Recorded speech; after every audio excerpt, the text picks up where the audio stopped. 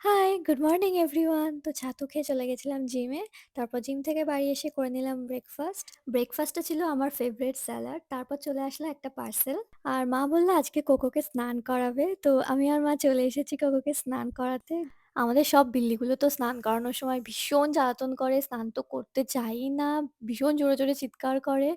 But আশ্চর্যজনকভাবে cocoa কিন্তু ভীষণ শান্ত ছিল। একদম চুপচাপ স্নান করে নিয়েছে। ওর হয়তো ভালোই লাগছিল স্নান করতে। আর আজ ছিল আমাদের কোকোর ১ম স্নান। তারপর মা চলে গেল লাঞ্চটা প্রিপেয়ার করতে। আর আজকে আমাদের লাঞ্চে আছে চিকেন বিরিয়ানি। আমার কয়েকটা কাজ ছিল সেগুলো কমপ্লিট করে স্নান সেরে চিকেন বিরিয়ানি দিয়ে লাঞ্চটা কমপ্লিট করে নিলাম। আর লাঞ্চ করার পরেই চলে আসলো একটা স্পেশাল পার্সেল। এটার জন্য অনেকদিন ধরে ওয়েট করছিলাম। এই পার্সেলটা এসছে পুরুলিয়া থেকে। পুরুলিয়ার চড়িদা মুখোশগ্রাম থেকে এটা আমাকে পাঠিয়েছে গৌরব সূত্রধর। উনি খুব সুন্দর, সুন্দর মুখোশ বানায়। আর উনি একটা অনলাইন বিজনেসও স্টার্ট করেছে যেখান থেকে তোমরা তোমাদের পছন্দ মতো মুখোশ অর্ডার করতে পারবে। আমি ওনার নাম, phone number and Instagram ID সবকিছু এখানে মেনশন করে দিলাম। তোমরা প্লিজ একটু চেক করে নিও। আর উনি আমাকে পাঠিয়েছে এই সুন্দর দুর্গা ঠাকুরের মুখোশ।